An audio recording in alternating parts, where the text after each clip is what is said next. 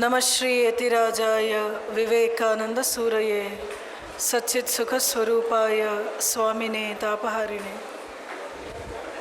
ಆಶ್ಚರ್ಯ ಆಗುತ್ತೆ ಎಷ್ಟು ವಿಷಯ ನಿಮಗಿರತ್ತೆ ಮಾತಾಡೋದಕ್ಕೆ ಅಂತ.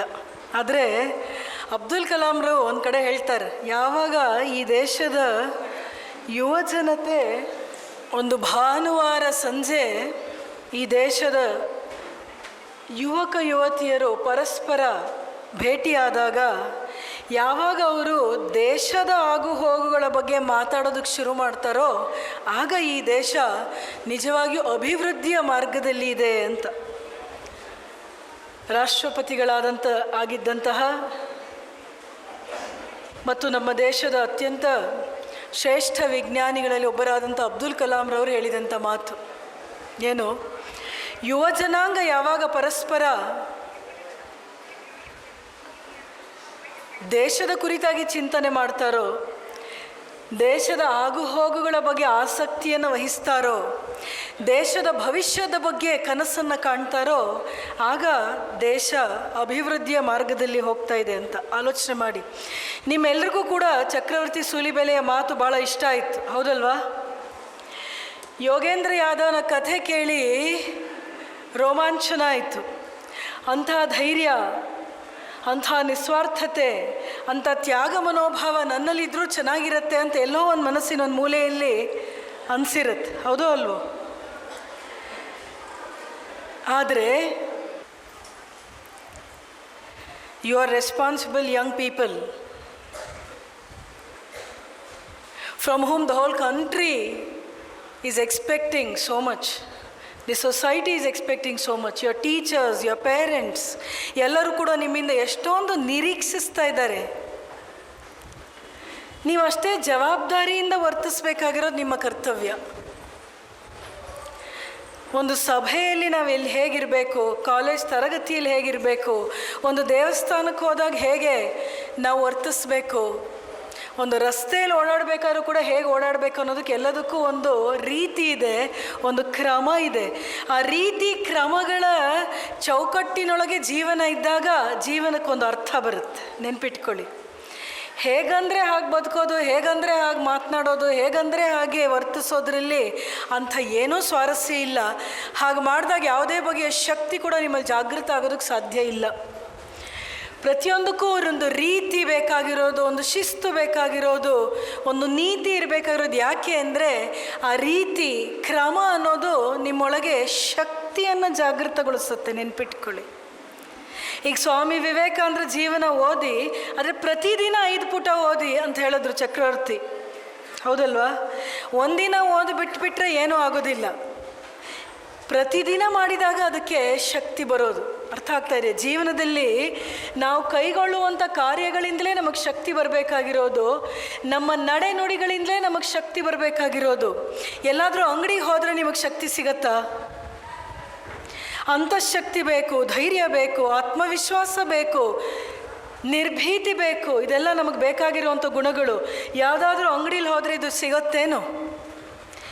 ಯಾವ ಶಾಲಾ ಕಾಲೇಜುಗಳಲ್ಲೂ ಸಿಗೋದಿಲ್ಲ. ಇದು ಸಿಗೋದು ನಿಮ್ಮ ಜೀವನದಿಂದಲೇ, ನಿಮ್ಮ ಅಂತರಂಗದಿಂದಲೇ ಬರಬೇಕಾಗಿರೋದು.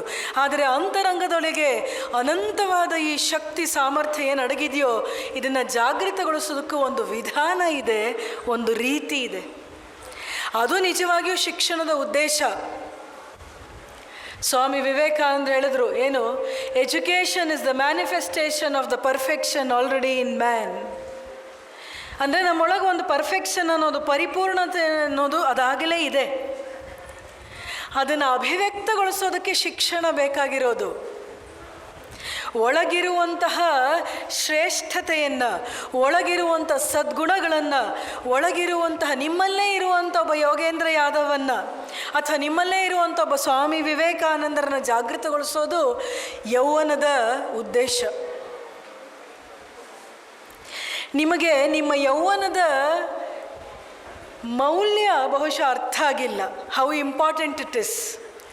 ಯೌವನವನ್ನು ದಾಟಿರುವಂಥ ವ್ಯಕ್ತಿಗಳು ಕೇಳಿ, ಎಷ್ಟೋ ಜನ ಹೇಳ್ತಾರೆ, ನಮಗೆ ಮತ್ತೊಂದು ಸತಿ ಆ ಜೀವನ ಸಿಕ್ಕಿದ್ರೆ ಚೆನ್ನಾಗಿತ್ತು, maybe we would have made some changes, ಇನ್ನೂ ಚೆನ್ನಾಗಿ ಬದುಕ್ತಾ ಇದ್ವಿ, ಇನ್ನೂ ಚೆನ್ನಾಗಿ ಅರ್ಥ ಮಾಡ್ಕೊಳ್ತಾ ಇದ್ವಿ ಅಂತ ಆಮೇಲೆ ಹೇಳ್ತಾರೆ. ಮತ್ತೆ ಅವಕಾಶ ಸಿಗತ್ತಾ? ಸಿಗೋದಕ್ಕೆ ಸಾಧ್ಯ ಇಲ್ಲ. ಆ ಅವಕಾಶ ನಿಮ್ಮ ಮುಂದೆ ಇದೆ ಅನ್ನೋದನ್ನು ಮರಿಬೇಡಿ. ಯೌವನದಲ್ಲಿ ಶಕ್ತಿ ಇದೆ, ಯೌವನದಲ್ಲಿ ಸಾಮರ್ಥ್ಯ ಇದೆ, ಯೌವನದಲ್ಲಿ ಉತ್ಸಾಹ ಇದೆ, ಯೌವನದಲ್ಲಿ ಕಾಲಾವಕಾಶ ಇದೆ. ಆದರೆ ಯೌವನದಲ್ಲಿ ಒಂದೇ ಒಂದು ದೊಡ್ಡ ಕೊರತೆ ಏನು ಗೊತ್ತಾ? ವಿವೇಕ. ಆ ವಿವೇಕವನ್ನು ಕೊಡುವವರೇ ಸ್ವಾಮಿ ವಿವೇಕಾನಂದರು.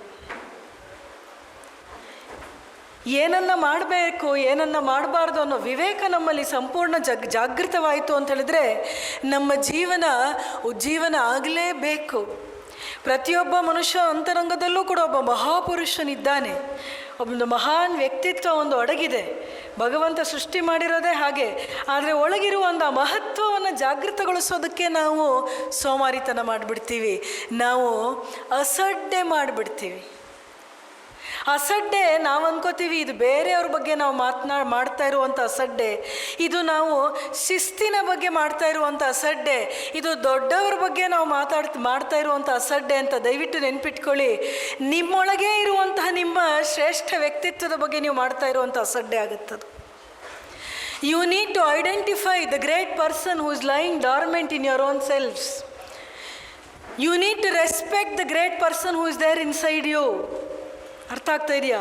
ನಿಮ್ಮೊಳಗೆ ಇರುವಂತಹ ಮಹಾಪುರುಷನನ್ನು, ಮಹತ್ವರವಾದಂಥ ವ್ಯಕ್ತಿತ್ವವನ್ನು ನೀವು ಗುರುತಿಸ್ಕೊಳ್ಬೇಕು, ನೀವು ಗೌರವಿಸಬೇಕು. ಇನ್ಯಾರೂ ಅದನ್ನು ಮಾಡೋದಕ್ಕೆ ಸಾಧ್ಯ ಇಲ್ಲ, ನೀವೇ ಮಾಡಬೇಕು. You are the creator of your destiny ಅಂತ ವಿವೇಕಾನಂದರು ಅವತ್ತೇ ಹೇಳಿದ್ರು. ನಿಮ್ಮ ಭವಿಷ್ಯದ ಶಿಲ್ಪಿಗಳು ನೀವೇ, ಇನ್ಯಾರ ಕೈಯಲ್ಲೂ ಇಲ್ಲ.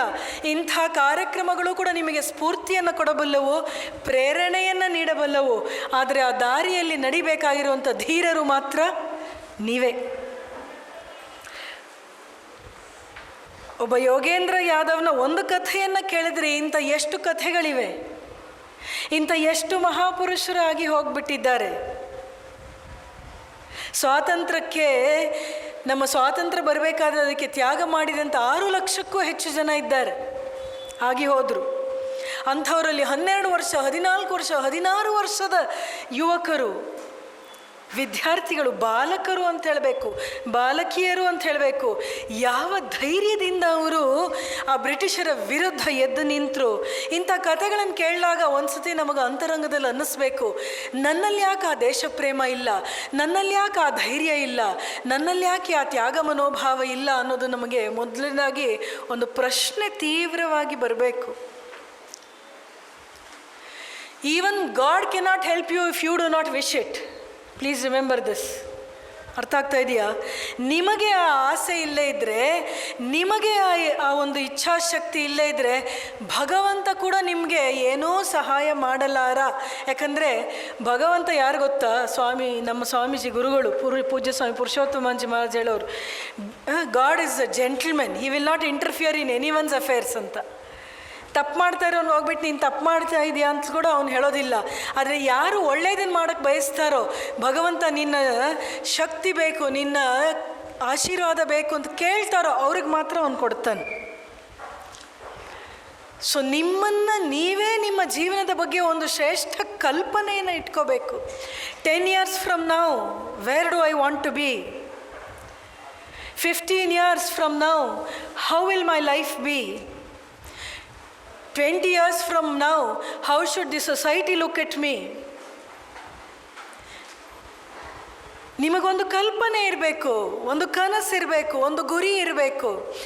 ಈ ಸಮಾಜದಲ್ಲಿ ನಾನು ಓಡಾಡ್ತಾ ಇದ್ದರೆ ಇಡೀ ಸಮಾಜ ನನಗೆ ಗೌರವ ಸಲ್ಲಿಸುವಂಥ ರೀತಿಯಲ್ಲಿ ನನ್ನ ವ್ಯಕ್ತಿತ್ವ ಆಗಬೇಕು, ಅದು ಮುಂದೆ ಆಗಬೇಕು. ಅದಕ್ಕೋಸ್ಕರ ಇವತ್ತಿನಿಂದ ತಯಾರಿ. ಯಾರೋ ಏನೋ ಚೆನ್ನಾಗಾದ್ರು ನಿಮಗೇನು ಸಿಕ್ತು? ಚಕ್ರವರ್ತಿ ಭಾಳ ಚೆನ್ನಾಗಿ ಮಾತನಾಡಿದ್ರು, but what is the use to you? ಇದನ್ನು ವಿವೇಕಾನಂದರೇ ಕೇಳ್ತಾರೆ. ಬುದ್ಧ ಸಾಕ್ಷಾತ್ಕಾರ ಮಾಡ್ಕೊಂಡ್ರ, ನನಗೇನಾಯಿತು? ನಾನು ಮಾಡ್ಕೋಬೇಕು, ಹೌದೋ ಅಲ್ವೋ? ಇನ್ಯಾರೋ ಒಬ್ಬ ವಾಗ್ಮಿ, ಇನ್ಯಾರೋ ಒಬ್ಬರು ಮಾತಾಜಿ ಚೆನ್ನಾಗಿ ಮಾತಾಡಿದ್ರು, ಸೊ ವಾಟ್? ನಿಮಗೇನಾಯಿತು? ಪ್ರಶ್ನೆ ಮಾಡ್ಕೊಳ್ಳಿ. ಅದರಿಂದ ನೀವು ಪ್ರಯೋಜನ ಪಡ್ಕೊಳ್ಳಿಲ್ಲ ಅಂತ ಹೇಳಿದ್ರೆ, ಕೇವಲ ಚಪ್ಪಾಳೆ ತಟ್ಟಿದ್ರಿ ಅಂದರೆ ಚಪ್ಪಾಳೆ ತಟ್ಟಿಸ್ಕೊಂಡವ್ರಿಗೆ ಕೀರ್ತಿ ಸಿಕ್ತು, ನಿಮಗೇನಾಯಿತು? Ask your self. ನೀವು ಅಂಥ ಒಂದು ವ್ಯಕ್ತಿತ್ವವನ್ನು ಬೆಳೆಸ್ಕೊಳ್ಬೇಕಲ್ವಾ? ನೀವು ಅಂಥ ವ್ಯಕ್ತಿ ಆಗಬೇಕಲ್ವಾ?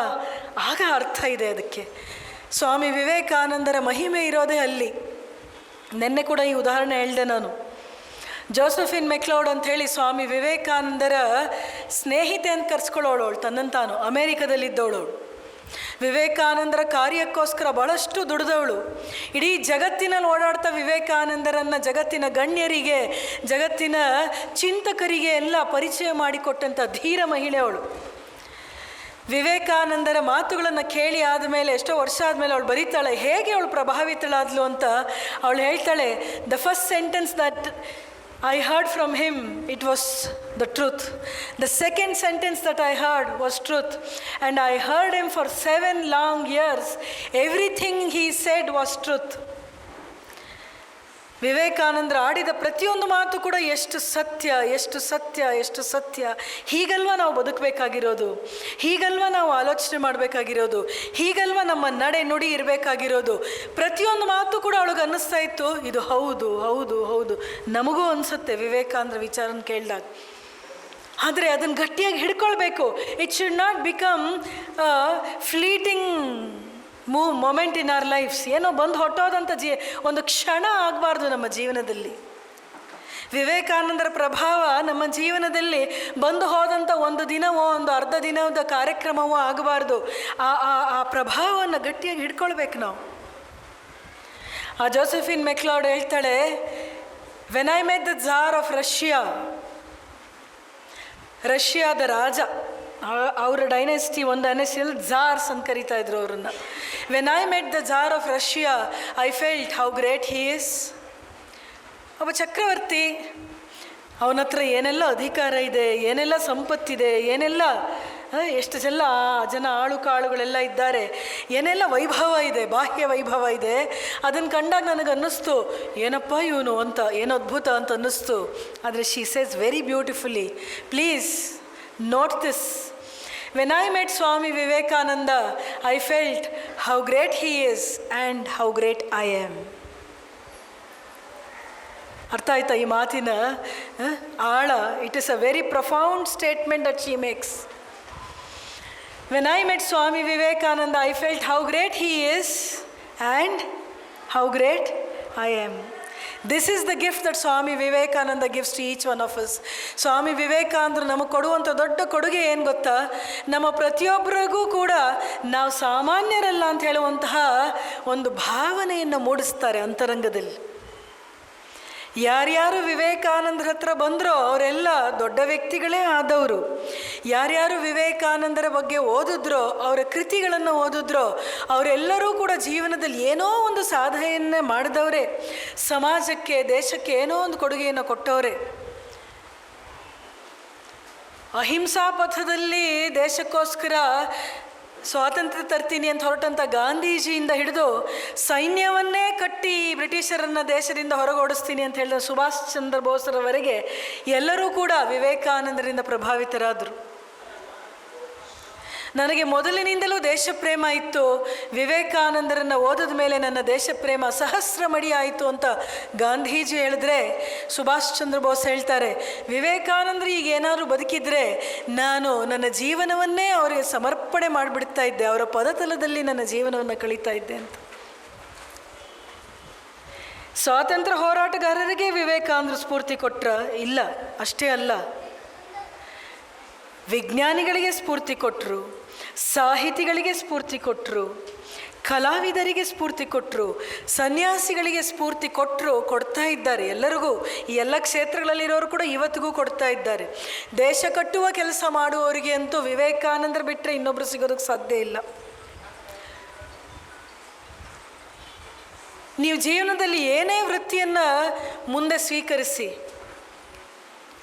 ಜೀವನದಲ್ಲಿ ಏನಾದರೂ ನೀವು ಮಾಡಿ ನಿಮ್ಮ ವ್ಯಕ್ತಿತ್ವಗಳಲ್ಲಿ, ಆದರೆ ಅದರಲ್ಲೇ ಒಂದು ಶ್ರೇಷ್ಠತೆ ನಿಮ್ಮಲ್ಲಿ ಹೊರಹೊಮ್ಮಿ ಬರಬೇಕು. If you are going to become an agriculturalist, you should become the best agriculturalist. If you are going to become an IAS officer, you need to become the best IAS officer. That should be your goal.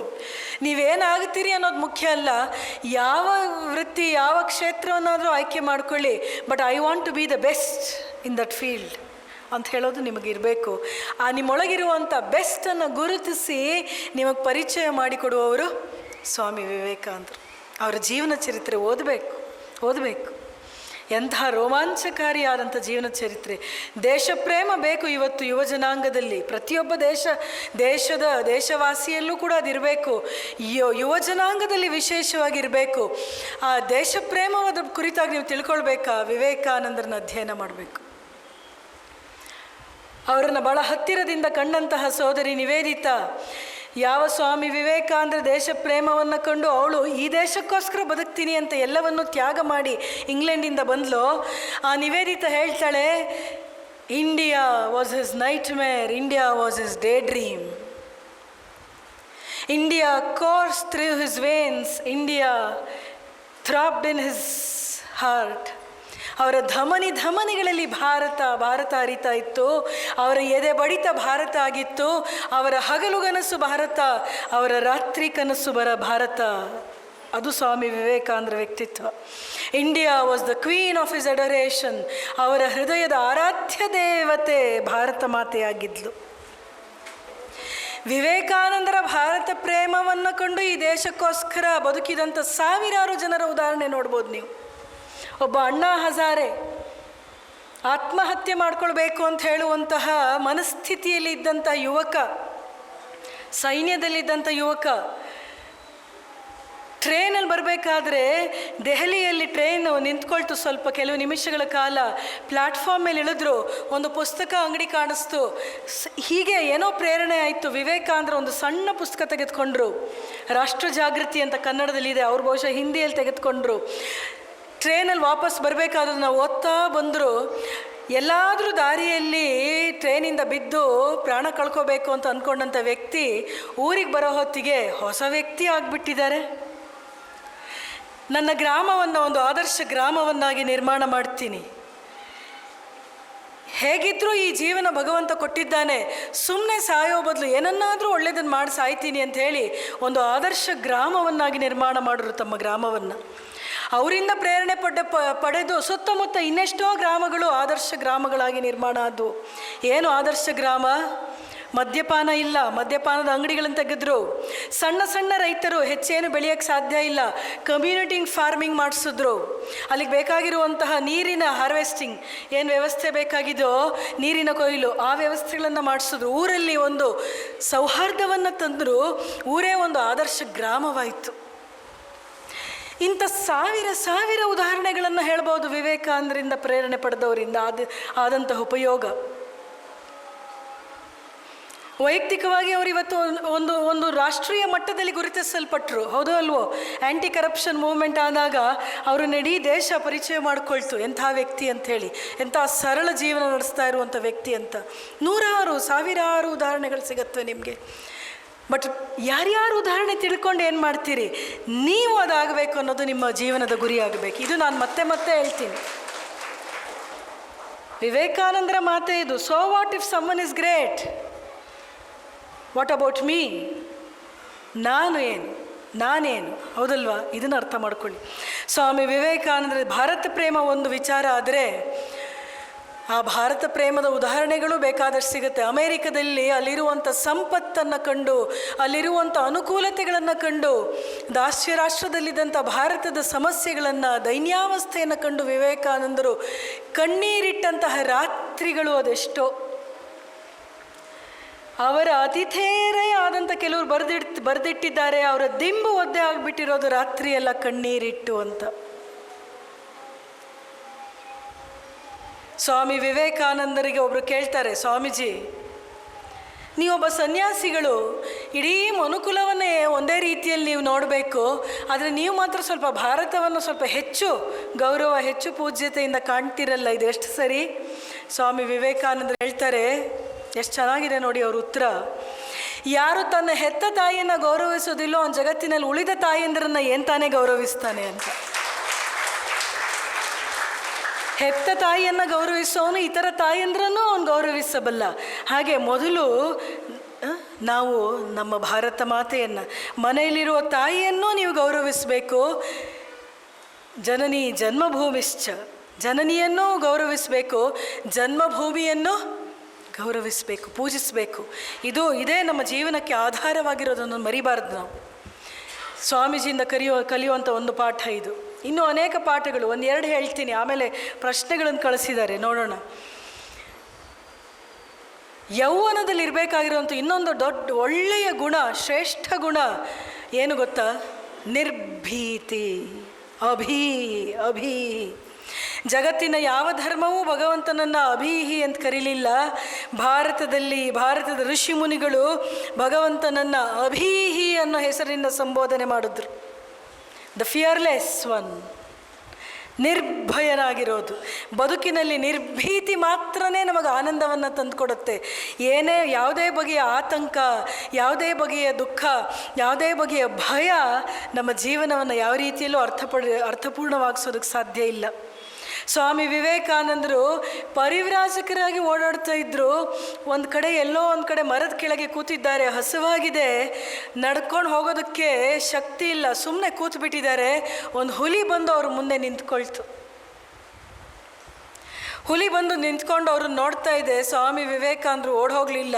ಆ ಹುಲಿಯನ್ನೇ ದಿಟ್ಟಿಸಿ ನೋಡಿ ಮನಸ್ಸಿನಲ್ಲೇ ಅಂದ್ಕೊಂಡ್ರಂತೆ, ನನಗೂ ಹಸುವಾಗಿದೆ, ನಿನಗೂ ಹಸುವಾಗಿದೆ, ಹೋಗ್ಲಿ ತಗೋ, ನನ್ನಂತಿ ನಿನ್ನ ಹಸುವನ್ನಾದರೂ ನೀಗಿಸ್ಕೊ ಅಂತ ಹಾಗೇ ಕೂತ್ಕೊಂಡ್ರಂತೆ. ಆ ಹುಲಿ ಹಾಗೆ ತಲೆ ಬಾಗಿ ಹೊರಟೋಯ್ತು. ಸ್ವಾಮೀಜಿಯವ್ರ ಬಗ್ಗೆ ಬರೆಯೋರು ಬರೀತಾರೆ, ಆ ಹುಲಿ ಎದುರಿಗಿರೋವಂಥ ವ್ಯಕ್ತಿಯನ್ನು ನೋಡಿ ಅಂದ್ಕೊಳ್ತಂತೆ, ನನ್ನಂತೆಯೇ ಒಂದು ಹುಲಿ ಅಲ್ಲಿ ಕೂತಿರೋದು, ಹುಲಿ ಅಂತ ತಿನ್ನೋದಕ್ಕೆ ಸಾಧ್ಯ ಇದೆಯಾ ಅಂತ ಹೇಳೋದು ಹೋಯ್ತು ಅಂತ.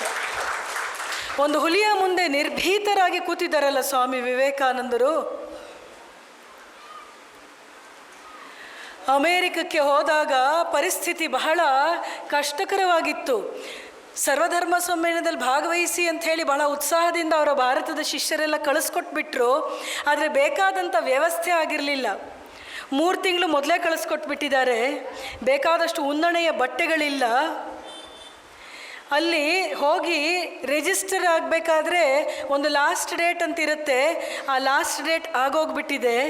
ಸಾಲದಕ್ಕೆ ಒಂದು ಪರಿಚಯ ಪತ್ರ ಬೇಕು ದೇಶದಿಂದ, ಯಾವುದಾದ್ರೂ ಸಂಘವೋ ಯಾವುದಾದ್ರೂ ಒಂದು ಸಮುದಾಯವೋ, ಹೀ ಈಸ್ ಅವರ್ ರೆಪ್ರೆಸೆಂಟೇಟಿವ್ ಅಂತ ಹೇಳೋದಕ್ಕೆ ಒಂದು ಪರಿಚಯ ಪತ್ರ ಬೇಕು. ಅದು ಕೂಡ ವಿವೇಕಾನಂದರ ಹತ್ರ ಇಲ್ಲ. ಯಾವಾಗ ನಮ್ಮ ದಾರಿಯಲ್ಲಿ ನಮಗೆ ಅಡಚಣೆಗಳು ಬರುತ್ತೋ, ಯಾವಾಗ ನಮಗೆ ದಾರಿಯಲ್ಲಿ ಏನಪ್ಪ ಇದು ಇನ್ನೇನು ಸರಿ ಹೋಗೋದಕ್ಕೆ ಸಾಧ್ಯ ಇಲ್ಲ ಅನಿಸುತ್ತೋ, ನಾವು ಸಾಮಾನ್ಯವಾಗಿ ಏನು ಮಾಡ್ತೀವಿ, ಕೈಲಾಗೋದಿಲ್ಲ ಅಂತ ಗುರಿಯನ್ನೇ ಬಿಟ್ಬಿಡ್ತೀವಿ. ಆದರೆ ಸ್ವಾಮೀಜಿ ಒಂದು ನಂಬಿಕೆಯಿಂದ ಅಲ್ಲೇ ಉಳ್ಕೊಳ್ತಾರೆ, ಒಂದು ಶ್ರದ್ಧೆಯಿಂದ ಉಳ್ಕೊಳ್ತಾರೆ. ಭಗವಂತ ನನಗೆ ಅಮೇರಿಕದವರೆಗೆ ಕಳಿಸಿದ್ದಾನೆ ಅಂತ ಹೇಳಿದ್ರೆ ಸರ್ವಧರ್ಮ ಸಮ್ಮೇಳನದಲ್ಲಿ ಭಾಗವಹಿಸೋದು ಕೂಡ ಏನೋ ಒಂದು ವ್ಯವಸ್ಥೆಯನ್ನು ಮಾಡ್ತಾನೆ ಅಂತ ನಿರ್ಧಾರ ಮಾಡಿದ್ರು. ಕಷ್ಟದ ದಿನಗಳು ಬಂದು ಕೈಯಲ್ಲಿದ್ದ ದುಡ್ಡೆಲ್ಲ ಖಾಲಿ ಆಯಿತು. ಅದರಲ್ಲೂ ಕೂಡ ಅವಾಗ ಇನ್ನೂ ಸ್ವಲ್ಪ ರೇಸಿಸಮ್ ಇತ್ತು ಅಮೇರಿಕದಲ್ಲಿ.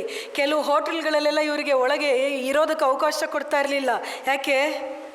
ಸ್ವಲ್ಪ ಕಪ್ಪು ಚರ್ಮ. ರಸ್ತೆಯಲ್ಲಿ ನಡ್ಕೊಂಡು ಹೋಗ್ತಾ ಇದ್ರೆ ಅವ್ರು ಬಂದು ಅವ್ರು ಪೇಟೆ ಹಾಕ್ಕೊಂಡಿದ್ರೆ ಪೇಟೆವನ್ನು ಹಿಡಿದು ಎಳೆಯೋರು ಕೆಲವರು, ಕಲ್ಲನ್ನೆಸೆಯೋರು ಕೆಲವರು. ಇಂತಹ ಪರಿಸ್ಥಿತಿಗಳಲ್ಲಿ ಕೂಡ ಅವತ್ತು ಭಾರತದಲ್ಲಿ, ಇವತ್ತು ಅಮೇರಿಕದಲ್ಲಿ ಇರುವಂತೆ ಲಕ್ಷ ಭಾರತೀಯರು ಇರಲಿಲ್ಲ. ಅಂತಹ ಪರಿಸ್ಥಿತಿಯಲ್ಲಿ ಕೂಡ ಸ್ವಾಮೀಜಿ ಒಂದು ನಂಬಿಕೆ, ಒಂದು ಶ್ರದ್ಧೆಯಿಂದ ಅಲ್ಲೇ ಉಳಿತಾರೆ. ಕಷ್ಟಗಳನ್ನು ಕೂಡ ಎದುರಿಸ್ತಾರೆ. ತತ್ಪರಿಣಾಮ ಏನಾಯಿತು, ಅವ್ರಿಗೆ ಒಬ್ಬ ಪ್ರೊಫೆಸರ್ ಪರಿಚಯ ಆದ, ಜಾನ್ ಹೆನ್ರಿ ರೈಟ್ ಅಂತ. ಆತ ನನ್ನನ್ನು ಭೇಟಿ ಆಗಬೇಕು ಅಂತ ಆತಗೆ ಇನ್ನೊಬ್ಬ ಗೊತ್ತಿದ್ದವನು ಹೇಳ್ತಾನೆ, ನೀವು ವಿವೇಕಾನಂದರನ್ನು ಭೇಟಿ ಆಗಬೇಕು, ಬಹಳ ಅಪರೂಪದ ವ್ಯಕ್ತಿ, ಅವರಲ್ಲಿರುವಂಥ ಜ್ಞಾನ ಬಹಳ ಅಪರೂಪದ್ದು ಅಂತ ಹೇಳಿದಾಗ ಆ ಜಾನ್ ಹೆನ್ರಿ ರೈಟ್ ಹೇಳಿದ್ರಂತೆ, I can spare probably an hour or so, 1 ಗಂಟೆ ಏನಾದರೂ ಕೊಡ್ತೀನಪ್ಪ ಅಷ್ಟೇ ಅಂಥೇಳಿ ವಿವೇಕಾನಂದರನ್ನ ಕರ್ಕೊಂಬರ್ತಾರೆ. ವಿವೇಕಾನಂದರನ್ನ ಅವ್ರು 1 ಗಂಟೆ ಮಾತನಾಡಿಸ್ತಾರೆ. ಮಾತನಾಡ್ತಾನೇ ಇದ್ಬಿಟ್ರು. ಅವ್ರ ಪತ್ನಿ ತನ್ನ ತಾಯಿಗೆ ಪತ್ರ ಬರೀತಾಳೆ, ನನ್ನ ಪತಿ ಎಷ್ಟು ಪ್ರಭಾವಿತನಾಗಿದ್ದಾನೆ ಅಂತ ಹೇಳಿದ್ರೆ 1 ವಾರದಿಂದ ವಿವೇಕಾನಂದರ ಜೊತೆಗೆ ಸತತವಾಗಿ ಮಾತನಾಡ್ತಾ ಇದ್ದಾನೆ ಅಂತ. ಆಮೇಲೆ ಇದೇ ಜಾನ್ ಹೆನ್ರಿ ರೈಟ್ ಪರಿಚಯ ಪತ್ರ ಬರ್ಕೊಟ್ರು. Here is a man who is more learned than all our learned professors put together. ಯೋಚನೆ ಮಾಡಿ, ಎಂಥ ಮಾತು. ಅಮೇರಿಕದ ಎಲ್ಲ ಪ್ರತಿಷ್ಠಿತ ಯೂನಿವರ್ಸಿಟಿಗಳ ಎಲ್ಲ ಪ್ರೊಫೆಸರ್ಗಳನ್ನು ಒಟ್ಟು ಸೇರಿಸಿದ್ರು ಕೂಡ ಅವರ ಜ್ಞಾನ ವಿವೇಕಾನಂದರ ಜ್ಞಾನದ ಮುಂದೆ ಕಡಿಮೆ ಅಂತ ಆತನೇ ಹೇಳ್ತಾನೆ. ಅಂತಹ ಒಬ್ಬ ವ್ಯಕ್ತಿಯವರು, ನೀವು ಲಾಸ್ಟ್ ಡೇಟ್ ಆಗಿದ್ರೂ ಪರವಾಗಿಲ್ಲ, ಇವರಿಗೆ ಭಾಗವಹಿಸೋದಕ್ಕೆ ಅವಕಾಶ ಕೊಡಬೇಕು ಅಂದರು. ಸ್ವಾಮಿ ವಿವೇಕಾನಂದರು ಭಾಗವಹಿಸಿದ್ರು. ಇತಿಹಾಸವೇ ನಿರ್ಮಾಣ ಆಗಿ ಹೋಯಿತು. ಜಗತ್ತಿನಲ್ಲಿ ಯಾವ ಉಪನ್ಯಾಸದ ಆ್ಯನಿವರ್ಸರಿ ಆಗಲಿ ಸೆಂಟಿನರಿ ಆಗಲಿ ಆಚರಿಸಲ್ಪಡೋದಿಲ್ಲ. ವಿವೇಕಾನಂದರ ಶಿಕಾಗೋ ಭಾಷಣದ ಉಪನ್ಯಾಸದ ಸೆಂಟಿನರಿಗಳನ್ನು ಆ್ಯನಿವರ್ಸರಿಗಳನ್ನು ಆಚರಣೆ ಮಾಡ್ತೀವಿ. ಇತ್ತೀಚೆಗಷ್ಟೇ 125ನೇ ಆ್ಯನಿವರ್ಸರಿಯನ್ನು ಆಚರಣೆ ಮಾಡಿದ್ವಿ. We are celebrating a lecture, please understand, a lecture which is become immortal. ಏನು ವಿವೇಕಾನಂದರಲ್ಲಿ ಮಾತನಾಡಿದ್ರು? ಭಾರತೀಯರನ್ನು ಅವ್ರು ಬೆರಗುಗೊಳಿಸಿದ್ದಲ್ಲ, ಭಾರತೀಯರನ್ನು ಪ್ರಭಾವಿತಗೊಳಿಸಿದ್ದಲ್ಲ, ಅಮೇರಿಕದ ಪ್ರತಿಷ್ಠಿತ ವ್ಯಕ್ತಿಗಳನ್ನು, ಅಮೇರಿಕದ ಚಿಂತಕರನ್ನು, ಅಮೇರಿಕದ ವಿಜ್ಞಾನಿಗಳನ್ನು ವಿವೇಕಾನಂದರು ಪ್ರಭಾವಿತಗೊಳಿಸಿದ್ರು ಅಂತ ನಾವು ನೆನ್ಪಿಟ್ಕೋಬೇಕು. ಹಿರಮ್ ಮ್ಯಾಗ್ಝಿನ್,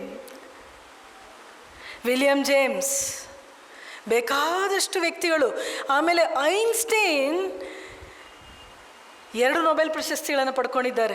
ನಿಮಗೆ ಆಶ್ಚರ್ಯ ಆಗ್ಬೋದು, ವಿವೇಕಾನಂದರ ಬಗ್ಗೆ ಒಬ್ಬರು ಇಸ್ರೋ ಸೈಂಟಿಸ್ಟ್ ಡಾಕ್ಟರ್ TGK ಮೂರ್ತಿ ಅಂತ, Swami Vivekananda an intuitive scientist ಅಂತ ಪುಸ್ತಕ ಬರೀತಾರೆ. ಆ ಪುಸ್ತಕದಲ್ಲಿ ಅವರು he has proved that Swami Vivekananda was the reason behind 4 Nobel Prizes that were won in the field of physics ಅಂತ. ಯಾಕೆ?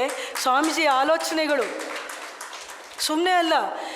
ಐನ್ಸ್ಟೈನ್ ಬರೀತಾನೆ, ಅವನ ಪತ್ನಿ ಇತ್ತು, ಅವನು ಬರೀತಾನೆ, ಹಿ ಮೆಟ್ ಒನ್ ಮಿಸ್ಟರ್ ವಿವೇಕಾನಂದ ಅಂತ ಬರೆಯುತ್ತೆ ಅವ್ರ ಜೀವನದಲ್ಲಿ. ರೆಫರೆನ್ಸ್ ಇದೆ. E=mc² ವಿಚಾರ ಏನು ಮುಂದೆ ಒಂದು ರೆವಲ್ಯೂಷನ್ ಮಾಡ್ತೋ ಫಿಸಿಕ್ಸಲ್ಲಿ, ಸ್ವಾಮಿ ವಿವೇಕಾನಂದರ ಆ ಕುರಿತಾಗಿ ಮೊದಲೇ ಹೇಳಿದರು. ಮ್ಯಾಟರ್ ಆ್ಯಂಡ್ ಮೈಂಡ್ ಅಥವಾ matter is also a form of energy ಅಂತ ಹೇಳುವಂಥ ವಿಚಾರ ಸ್ವಾಮೀಜಿ ಭಾಳ ಹಿಂದೆನೇ ಹೇಳಿಟ್ಟಿದ್ರು. ಕನಿಷ್ಠ 4 ನೊಬೆಲ್ ಪ್ರಶಸ್ತಿಗಳು ವಿವೇಕಾನಂದ ಚಿಂತನೆಗಳಿಂದ ಬಂದಿವೆ ಅಂತ ಹೇಳ್ತಾರೆ. ಆಲೋಚನೆ ಮಾಡಿ ನೋಡಿ. ಸ್ವಾಮೀಜಿ ಅಮೆರಿಕದಲ್ಲಿದ್ದ he has contributed to scientific journals, ಪೇಪರ್ಗಳನ್ನು ಬರೆದಿದ್ದಾರೆ ಸೈಂಟಿಫಿಕ್ ಜರ್ನಲ್ಸಲ್ಲಿ. ಪ್ರತಿಯೊಬ್ಬ ವ್ಯಕ್ತಿಗೆ ವಿವೇಕಾನಂದರಲ್ಲಿ ಮಾರ್ಗದರ್ಶನ ಸಿಗುತ್ತೆ. ಪ್ರತಿಯೊಬ್ಬ ವ್ಯಕ್ತಿಗೆ ಅಲ್ಲಿ ಬೆಳಕಿದೆ ವಿವೇಕಾನಂದರಲ್ಲಿ. ಇಲ್ಲಿಂದ ಹೋಗೋ ಹೊತ್ತಿಗೆ ನೀವು ವಿವೇಕಾನಂದರನ್ನು ನಿಮ್ಮ ಜೀವನದ ಹೀರೋವನ್ನಾಗಿ, ನಿಮ್ಮ ಜೀವನಕ್ಕೆ ಮಾದರಿಯನ್ನಾಗಿ ನೀವು ಸ್ವೀಕರಿಸಿದ್ರೆ ನಿಮ್ಮ ಜೀವನ, ನಿಮ್ಮ ಭವಿಷ್ಯ ಉಜ್ವಲವಾಗುವುದು ಕಟ್ಟಿಟ್ಟದ್ದು. ಅದರಲ್ಲಿ ಸಂಶಯವೇ ಇಲ್ಲ. He is such a force. Swamiji is not a person, not a personality, he is a force. ಒಂದು ಶಕ್ತಿ, ಅದು ಒಂದು ಫೆನಾಮಿನಾ. ಅದು ನಮ್ಮ ಸೌಭಾಗ್ಯ ಈ ದೇಶದಲ್ಲಿ ಅವ್ರು ಹುಟ್ಟಿದ್ದು. ನಿಮಗೆ ಆಶ್ಚರ್ಯ ಆಗುತ್ತೆ, ಒಂದು ಪತ್ರದಲ್ಲಿ ಒಬ್ಬ ಪಾಶ್ಚಾತ್ಯ ವ್ಯಕ್ತಿ ಬರೀತಾನೆ, ವಿವೇಕಾನಂದರನ್ನು ಭಾರತೀಯರು ನಮ್ಮವರು ಅಂತ ಕರೆಸ್ಕೊಳ್ಳದೇ ಇದ್ದರೆ ಅಮೇರಿಕಾ ಮುಂತಾದಂಥ ಅನೇಕ ರಾಷ್ಟ್ರಗಳು ವಿವೇಕಾನಂದರು ನಮ್ಮವರು ಅಂತ ಹೇಳೋದಕ್ಕೆ ಸಿದ್ಧರಿದ್ದಾರೆ ಅಂತ. India should claim quickly that Vivekananda belongs to her ಅಂತ ಬರೀತಾರೆ. ಇದ್ಯಾವುದೂ ಉತ್ಪ್ರೇಕ್ಷೆಯ ಮಾತುಗಳಲ್ಲ, ಇದೆಲ್ಲ ದಾಖಲೆ ಆಗಿರುವಂಥ ವಿಚಾರಗಳು. ದೇಶಕ್ಕೆ ಹೆಮ್ಮೆ ತರಬೇಕು, ತಂದೆ ತಾಯಂದ್ರಿಗೆ ಹೆಮ್ಮೆ ತರಬೇಕು, ಓದಿ ಶಾಲೆ ಕಾಲೇಜುಗಳಿಗೆ ಹೆಮ್ಮೆ ತರಬೇಕು ಅಂತ ಹೇಳ್ತೀವಿ. ವಿವೇಕಾನಂದರು ಎಂಥ ಹೆಮ್ಮೆಯನ್ನು ತಂದುಕೊಟ್ರು ಅಂತ ಹೇಳಿದ್ರೆ, ಸ್ವಾಮಿ ವಿವೇಕಾನಂದರ ಬಗ್ಗೆ ಅಮೇರಿಕದ ನ್ಯೂಸ್ ಪೇಪರ್ಗಳಲ್ಲಿ ಬರೆದ್ರು, ನಾವು ಗೊತ್ತಿಲ್ಲದೆ ಇಲ್ಲಿವರೆಗೆ ಭಾರತ ದೇಶಕ್ಕೆ ಧರ್ಮವನ್ನು ಪ್ರಚಾರ ಮಾಡೋದಕ್ಕೆ ಮಿಷನರಿಗಳನ್ನು ಕಳಿಸ್ಕೊಳ್ತಾ ಇದ್ವಿ. ವಿವೇಕಾನಂದರನ್ನು ನೋಡಿದ ಮೇಲೆ ನಮಗೆ ಅನ್ನಿಸ್ತಾ ಇದೆ, ಧರ್ಮವನ್ನು ನಾವು ಅವ್ರಿಗೆ ಕಲಿಸ್ಕೊಡೋದಲ್ಲ, ಧರ್ಮವನ್ನು ಭಾರತೀಯರಿಂದ ನಾವು ಕಲಿಬೇಕು ಅಂತ ಅಮೇರಿಕದ ಪೇಪರ್ಗಳಲ್ಲಿ ಬರೋದು. ಯೋಚನೆ ಮಾಡಿ, ಯಾರು ಸ್ವಾಮೀಜಿ? ಯಾಕೆ ವಿವೇಕಾನಂದರು ಬೇಕು? ಆತ್ಮವಿಶ್ವಾಸದಿಂದ ಬದುಕೋದಕ್ಕೆ ವಿವೇಕಾನಂದರು ಬೇಕು. ನಾನೊಬ್ಬ ಭಾರತೀಯ ಅಂಥೇಳಿ ಗೌರವದಿಂದ ಬದುಕೋದಕ್ಕೆ ನಮಗೊಬ್ಬ ವಿವೇಕಾನಂದರು ಬೇಕು. ನಾನು ಸಾಮಾನ್ಯ ವ್ಯಕ್ತಿಯಲ್ಲ, ನನ್ನೊಳಗೂ ಕೂಡ ದೇವನೇ ಇದ್ದಾನೆ ಅಂತ ಹೇಳುವಂಥ ನಂಬಿಕೆಯಿಂದ ಬದುಕಬೇಕಾದ್ರೆ ನಮಗೆ ವಿವೇಕಾನಂದರು ಬೇಕು. ಒಬ್ಬ ನರೇಂದ್ರನನ್ನು ವಿವೇಕಾನಂದರನ್ನಾಗಿಸಿದಂತಹ ಶಕ್ತಿ ಯಾವುದು ಒಳಗಿತ್ತೋ, ಒಬ್ಬ ಸಿದ್ಧಾರ್ಥನನ್ನು ಬುದ್ಧನನ್ನಾಗಿಸಿದಂಥ ಶಕ್ತಿ ಯಾವುದು ಅವರಲ್ಲಿತ್ತೋ, ಮಕ್ಕಳೇ ನೆನ್ಪಿಟ್ಕೊಳ್ಳಿ, ನಿಮ್ಮ ಪ್ರತಿಯೊಬ್ಬರಲ್ಲೂ ಕೂಡ ಅದೇ ಶಕ್ತಿ ಇದೆ. ನಾವು ಗುರುತಿಸ್ಕೊಳ್ತಾ ಇಲ್ಲ, ಗುರುತಿಸ್ಕೊಂಡು ನಾವು ಅದರ ಜೊತೆಗೆ ಅದರ ಆ ನೆಲೆಯಲ್ಲಿ ನಿಲ್ಲುವಂಥ ಪ್ರಯತ್ನ ಮಾಡ್ತಾ ಇಲ್ಲ, ಅಷ್ಟೇ. ವ್ಯತ್ಯಾಸ ಇಷ್ಟೇ. The same divinity or the same divine strength that was there in Vivekananda is there in each one of us. ಇದು ವಿವೇಕಾನಂದರ ಮಾತು ಮಾತ್ರ ಅಂದ್ಕೋಬೇಡಿ, 5,000-6,000 ವರ್ಷಗಳ ಹಿಂದೆಲೆಯಿಂದ ಋಷಿ ಮುನಿಗಳು ಹೇಳ್ತಾ ಇರುವಂಥ ಮಾತಿದು. ಶೃಣ್ವಂತು ವಿಶ್ವೇ ಅಮೃತಸ್ಯ ಪುತ್ರ ಆಯೇ ಧಾಮಾನಿ ದಿವ್ಯಾನಿ ತಸ್ತು. ಅದೇ ಮಾತನ್ನು ಹೇಳ್ತಾರೆ ಋಷಿಮುನಿಗಳು. ಓ ಅಮೃತ ಪುತ್ರರೇ, ನೀವು ಸಾಮಾನ್ಯರಲ್ಲ. ಸ್ವಾಮೀಜಿ ಅಮೇರಿಕದಲ್ಲಿ ಎಷ್ಟು ಚೆನ್ನಾಗಿ ಹೇಳ್ತಾರೆ ಗೊತ್ತಾ? I will not call you sinners, it is a sin to call man a sinner. ಮನುಷ್ಯನನ್ನು ಪಾಪಿ ಅಂತ ಕರೆಯೋದೇ ಒಂದು ದೊಡ್ಡ ಪಾಪ. ಯಾಕೆ? ಓ ಮನುಷ್ಯ, ನೀನು ದೇವನೇ ದಿಟ್ಟ. Allow me to call you O children of immortal bliss. Swamiji ಹೇಳಿದಂಥ ಮಾತು. ನಿಮ್ಮನ್ನು ದೇವತಾ ಮನುಷ್ಯರು, ದೇವರೇ, ದೇವರ ಪ್ರತಿನಿಧಿಗಳು, ದೇವರ ಸಂತಾನ ಹೇಗಾದರೂ ಕರೀರಿ, ಅಂತೂ ದೈವತ್ವ ನಮ್ಮ ನಿಜ ಸ್ವರೂಪ.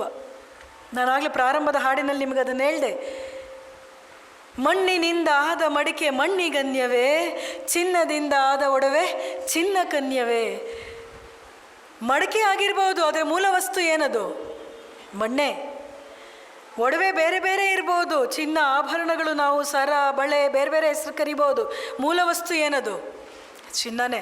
ಹಾಗೆ ನಾವು ವ್ಯಕ್ತಿಗಳು ಬೇರೆ ಬೇರೆಯಾಗಿ ಇದ್ದೀವಿ, ಆದರೆ ಮೂಲ ಏನು? ಭಗವಂತ. ಇಡೀ ಜಗತ್ತು ಭಗವಂತನ ಅಭಿವ್ಯಕ್ತಿ. So long as we think we are ordinary, our lives will be ordinary. The moment we start believing that no, ಆ ಸರ್ವಶಕ್ತನಾದಂತಹ, ಸರ್ವವ್ಯಾಪಿಯಾದಂತಹ, ಸರ್ವಜ್ಞನಾದಂಥ ಪರಮಾತ್ಮನೇ ನನ್ನೊಳಗಿದ್ದಾನೆ ಅಂತ ನಾವು ಯಾವಾಗ ನಂಬೋದಕ್ಕೆ ಪ್ರಾರಂಭ ಮಾಡ್ತೀವೋ ನಮ್ಮ ಜೀವನದ ರೀತಿಯೇ ಬದಲಾಗ್ಬಿಡತ್ತೆ. So it is all about your faith. ನಂಬಿಕೆ. ನಿಮ್ಮ ನಂಬಿಕೆಗಳು. ಬುದ್ಧ ಹೇಳ್ದ, you are what your thoughts are. ನೀನು ಯಾರು? ನಿನ್ನ ಆಲೋಚನೆ ಏನೋ ಅದೇ ನೀನು. ಕೃಷ್ಣ ಹೇಳ್ದ, ಮನಯೇವ ಮನುಷ್ಯಾಣಂ ಕಾರಣಂ ಬಂಧ ಮೋಕ್ಷಯೋ. ಮನುಷ್ಯ ಏನೋ, ಅವನ ಮನಸ್ಸೇನೋ ಅದೇ. ನಿಮ್ಮ ಮನಸ್ಸುಗಳು ಶರೀರ ಹೇಗಿರಬೇಕು ಬೇಕಾದಷ್ಟು ವಿಚಾರ ಕೇಳಿದ್ರಿ. ಮನಸ್ಸು ಹೇಗಿರಬೇಕು? What are you going to feed your mind with? ಶಕ್ತಿಯುತವಾದಂಥ ಆಲೋಚನೆಗಳನ್ನು ಕೊಡಬೇಕು ನಿಮ್ಮ ಮನಸ್ಸಿಗೆ. ಸ್ವಾಮಿ ವಿವೇಕಾನಂದರೇ ಸ್ವಯಂ ಹೇಳ್ತಾರೆ ಅವರ ಮಾತುಗಳ ಕುರಿತಾಗಿ, ನನ್ನ ಮಾತುಗಳೆಲ್ಲ ಚೈತನ್ಯಮಯ, ನನ್ನ ನುಡಿಗಳು ಸ್ಫೂರ್ತಿಯ ಕಿಡಿಗಳು, ಅವು ತಾವಾಗಿಯೇ ದಾರಿ ಮಾಡಿಕೊಂಡು ನಿಮ್ಮ ಮಿದುಳೊಳಗೆ ನುಗ್ಗುತ್ತವೆ, ಮತ್ತೆಂದಿಗೂ ನೀವು ಅವುಗಳ ಪ್ರಭಾವದಿಂದ ತಪ್ಪಿಸಿಕೊಳ್ಳಲಾರಿರಿ. ಇನ್ನೊಂದು ವಿವೇಕಾನಂದರ ಮಾತನ್ನು ಹೇಳಿಬಿಟ್ಟು ಪ್ರಶ್ನೆಗಳ ಕಡೆ ಹೋಗೋಣ. ಸಕಲ ಶಕ್ತಿ ಪೌರುಷಗಳ ಸೆಲೆಯಾದ ಜಗನ್ಮಾತೆಯ ಧೀರ ಪುತ್ರ ನಾನು. ಸ್ವಾಮೀಜಿ ಏನು ಹೇಳ್ತಾರೆ? ಸಕಲ ಶಕ್ತಿ ಪೌರುಷಗಳ ಸೆಲೆಯಾದ ಜಗನ್ಮಾತೆಯ ಧೀರ ಪುತ್ರ ನಾನು. ಯಾರ ಪುತ್ರ ಅಂತ ಹೇಳ್ಕೊಳ್ಳೋರು ಗೊತ್ತಾ ಸ್ವಾಮೀಜಿ? ಕಾಳಿ ಮಾತೆಯ ಪುತ್ರ. ಕಾಳಿ ಶಕ್ತಿಗೆ ಪ್ರತೀಕ. Kali, she is a symbol of strength, she is a symbol of fearlessness. ಅರ್ಥ ಆಗ್ತಾ ಇದೆಯಾ? ಅಂತಹವಳ ಮಗ ನಾನು ಅಂತ ಹೇಳ್ತಾರೆ ಸ್ವಾಮೀಜಿ. ಆ ಜಗನ್ಮಾತೆಯು ತನ್ನ ನಿಜ ಸುತರನ್ನು ಒದಗಿಸಿದರೆ ಮಾತ್ರವೇ ನಾನು ಮರಳಿ ಕಾರ್ಯಕ್ಕಿಳಿಯುವುದು. ಕೆಲಸ ಮಾಡಬೇಕು ಅಂತ ಹೇಳಿದ್ರೆ ನನಗೆ ಅವಳ ಮಕ್ಕಳು ಬೇಕು. ಹೆದರಿ ಕುರಿಗಳಂತೆ ಬದುಕೋರು ನನಗೆ ಬೇಕಾಗಿಲ್ಲ. ಮೋಸ ವಂಚನೆಯ ದಾರಿಯನ್ನು ಹಿಡಿಯುವಂಥ ನರಿಗಳ ಸ್ವಭಾವದವರು ನನಗೆ ಬೇಕಿಲ್ಲ. ಎಂಥವ್ರು ಬೇಕು? ಪೌರುಷವಂತರು. ಆ ಶಕ್ತಿ ಮಾತೆಯು ತನ್ನದೇ ಸತ್ವದಿಂದ ಒಡಮೂಡಿದ ವ್ಯಕ್ತಿಗಳನ್ನು, ಎಂದರೆ ಎದೆಯಲ್ಲಿ ಕೆಚ್ಚುಳ್ಳ, ಬಾಹುಗಳಲ್ಲಿ ಬಲವುಳ್ಳ, ಕಣ್ಣುಗಳಲ್ಲಿ ಕಿಡಿಯುಳ್ಳ ವ್ಯಕ್ತಿಗಳನ್ನು ಒದಗಿಸಿದಾಗ, ಅಂಥ ಒಬ್ಬ ಮನುಷ್ಯನನ್ನಾದರೂ ಒದಗಿಸಿದಾಗ ಮಾತ್ರವೇ ನಾನು ಮತ್ತೊಮ್ಮೆ ಕೆಲಸಗಳನ್ನು ಕೈಗೆತ್ತಿಕೊಳ್ಳುವುದು. ಬಿರುಗಾಳಿಯ ರಭಸದಿಂದ ಕಾರ್ಯವೆಸಗುವವನು ನಾನು. ನನಗೆ ಬೇಕು ನಿರ್ಭೀತ ಗಂಡುಗಲಿಗಳು. ಆ ಮಾತಿನಲ್ಲೇ ಎಷ್ಟು ಶಕ್ತಿ ಇದೆ ಯೋಚನೆ ಮಾಡಿ ನೋಡಿ. ಯಾವ ಟಿ ವಿಯಲ್ಲಿ, ಯಾವ ಸೀರಿಯಲಲ್ಲಿ, ಯಾವ ಯೂಟ್ಯೂಬ್ ನಿಮ್ಮ ಲೆಕ್ಚರ್ಸ್ ಏನೇನೋ ನೋಡ್ತಾ ಇರ್ತೀವಲ್ಲ, ರೀಲ್ಸು, ಶಾರ್ಟ್ಸು, ಇದರಲ್ಲಿ ಏನು ಸಿಗತ್ತೆ? ಏನು ಸಿಕ್ಕೀತು ನಮಗೆ? Anything that makes you weak, reject it as poison ಅಂದರು ವಿವೇಕಾನಂದರು. 1 ಗಂಟೆಯ ಲೆಕ್ಚರ್ ವಿವೇಕಾನಂದರ ಬಗ್ಗೆ ಯೂಟ್ಯೂಬಲ್ಲಿ ನೋಡಿ ಅಂತ ಹೇಳಿದ್ರೆ ವಿದ್ಯಾರ್ಥಿಗಳಿಗೆ ಕಷ್ಟ, ಯುವಜನಾಂಗಕ್ಕೆ ಕಷ್ಟ. ಆದರೆ 100 ರೀಲ್ಗಳನ್ನು ದೇವರನ್ನು ನೋಡಿ ಅಂತ ಹೇಳಿದ್ರೆ 2 ಗಂಟೆ ಬೇಕಿದ್ರು ನೋಡ್ತಾ ಕಳಿಬೋದು. ಇದು ದುರವಸ್ಥೆ, ಇದು ದೈನ್ಯಾವಸ್ಥೆ, ಇದು ನಮ್ಮ ಮನಸ್ಸಿನ ದೌರ್ಬಲ್ಯಕ್ಕೆ ಸಾಕ್ಷಿ. ಇದು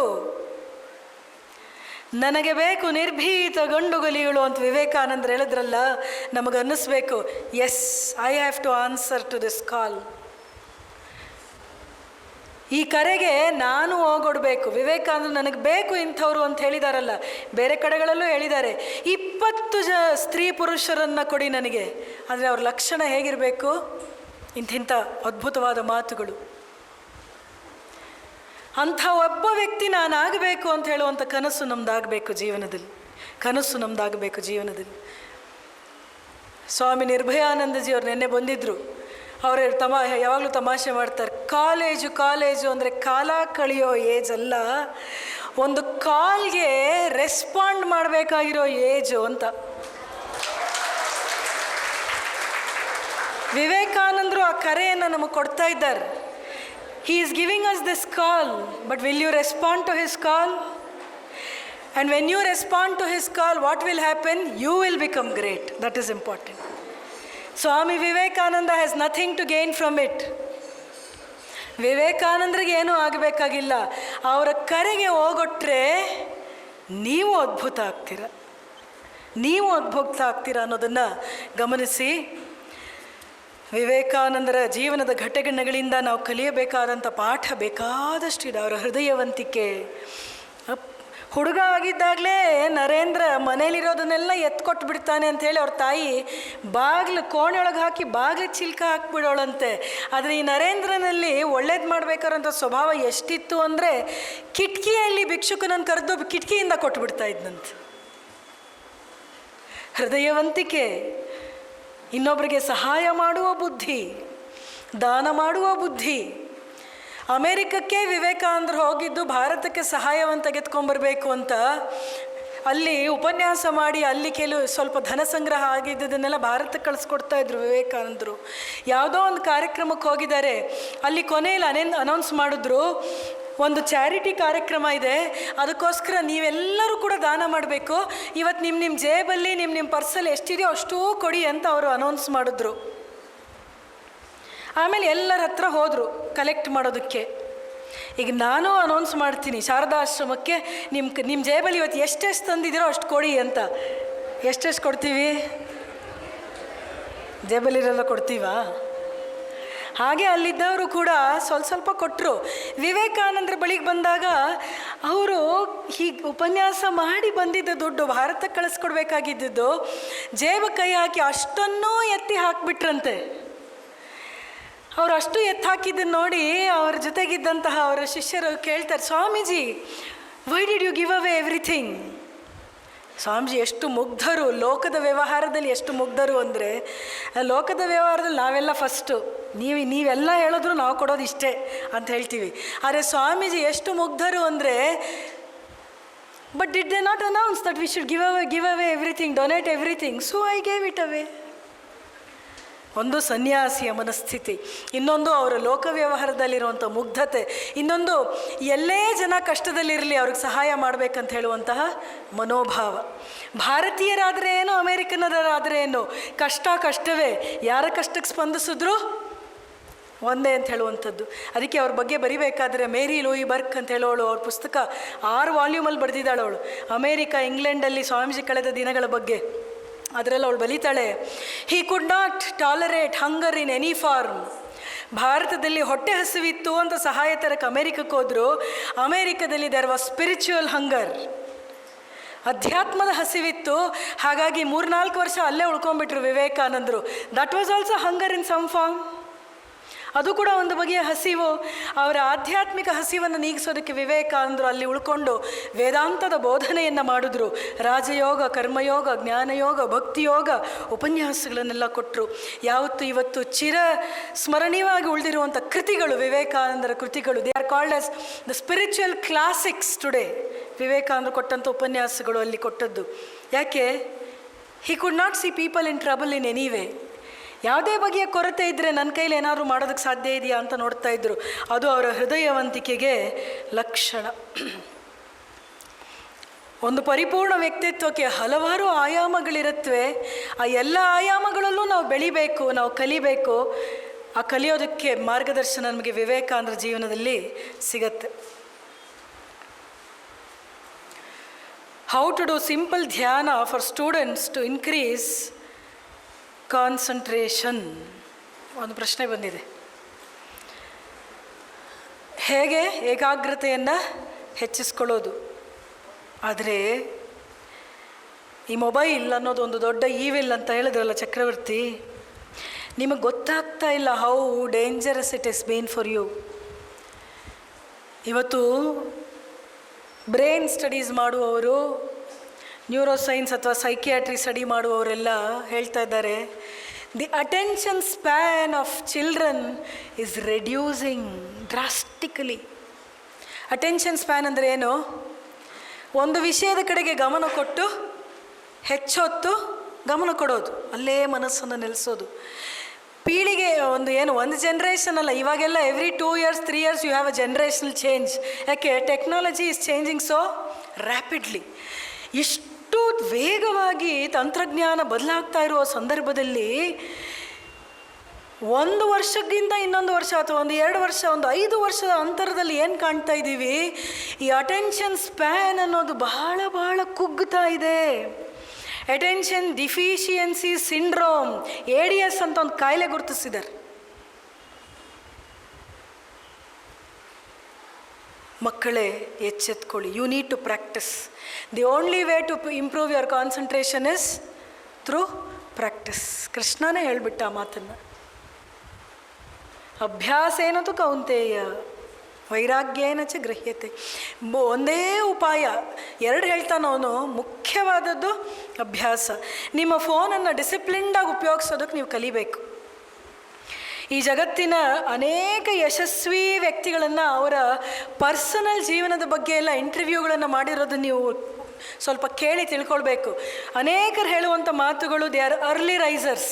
ಮೊದಲನೇದಾಗಿ ಈ CEO ಅಂತೆಲ್ಲ ಇವತ್ತು ಹೇಳ್ತೀವಲ್ಲ, ಅಥವಾ ಶ್ರೀಮಂತ ವ್ಯಕ್ತಿಗಳು, ಜೀವನದಲ್ಲಿ ತುಂಬ ಸಾಧನೆ ಮಾಡಿರುವಂಥ ವ್ಯಕ್ತಿಗಳು, ಇವರ ಜೀವನದಿಂದ ನೀವೇನಾದ್ರು ಕಲಿಯೋದಾದರೆ, ಒಂದು, they are all early risers.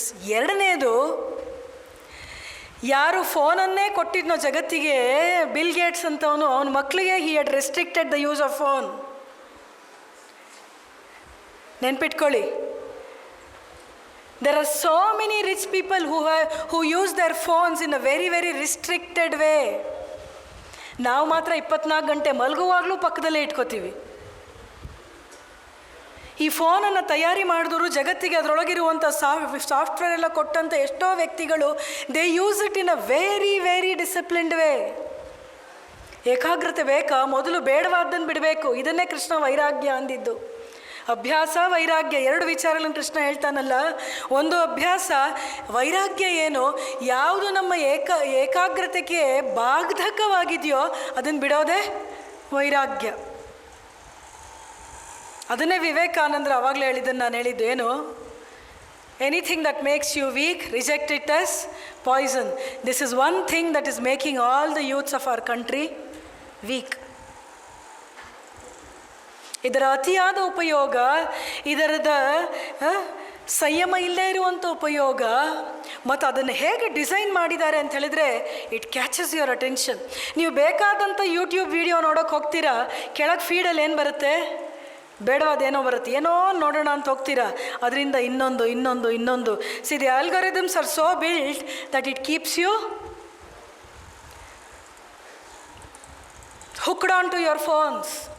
ಆಲ್ಗೊರಿದಮ್ಸ್ ಅಂದರೆ ಏನು?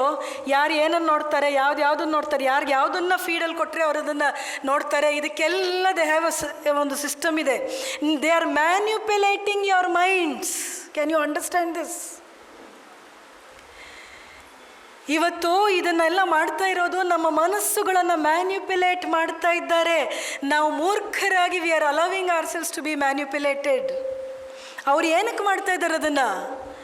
ನಿಮ್ಮ ಎಂಟರ್ಟೈನ್ಮೆಂಟ್ಗೋಸ್ಕರ ಅಲ್ಲ, ನಿಮ್ಮ ಉದ್ಧಾರಕ್ಕೋಸ್ಕರ ಅಲ್ಲ, ಕೇವಲ ಅವ್ರು ದುಡ್ಡು ಮಾಡಬೇಕು ಅಂತ ಅಷ್ಟೇ, ಇನ್ನೇನೂ ಇಲ್ಲ ಅವರ ಉದ್ದೇಶ.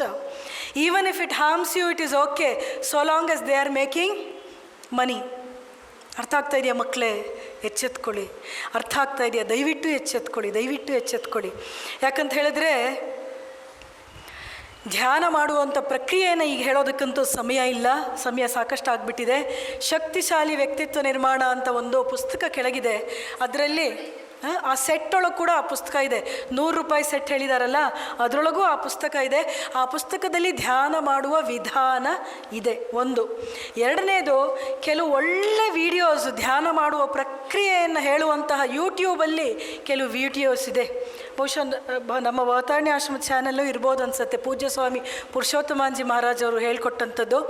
ಅದನ್ನು ಫಾಲೋ ಮಾಡ್ಬೋದು. ನೀವು ಕಣ್ಮುಚ್ಕೊಂಡು ಕೂತ್ಕೊಳ್ಳೋದು, ಅದನ್ನು ಕೇಳಿಸ್ತಾ ನೀವು ಅದನ್ನು ಫಾಲೋ ಮಾಡೋದು. ಯಾಕಂದರೆ ಈಗ ಅದನ್ನು ಹೇಳ್ಕೊಡೋದಕ್ಕೆ ಅವಕಾಶ ಇಲ್ಲ ಮಕ್ಕಳೇ. So you please go to some books or go to some very ಏನು ಕ್ರೆಡಿಬಲ್ ಯೂಟ್ಯೂಬ್ ಚಾನಲ್ಸ್. ಇವತ್ತು ನಾವು ಎಲ್ಲರೂ ಆಧ್ಯಾತ್ಮಿಕ ವಿಚಾರ ಹೇಳ್ಕೊಡುವವರೇ ಇದ್ದಾರೆ, ಇವತ್ತು ಎಲ್ಲರೂ ಧ್ಯಾನ ಮಾಡಿಸೋರು ಇದ್ದಾರೆ. ಎಲ್ಲವನ್ನೂ ಫಾಲೋ ಮಾಡಬೇಡಿ. ಯಾವುದು ನಂಬಿಕಾರ್ಹವಾಗಿದೆಯೋ ಅದನ್ನು ಫಾಲೋ ಮಾಡಿ. ತಂದೆ ತಾಯಿಯ ಪಾದಸ್ಪರ್ಶದ ಮಹತ್ವ ಮತ್ತು ಉಪಯೋಗ. ಜೀವನದಲ್ಲಿ ಆಧುನಿಕ ಜನಾಂಗ ಏನು ಕಂಡುಕೊಂಡಿಲ್ಲ ಗೊತ್ತಾ?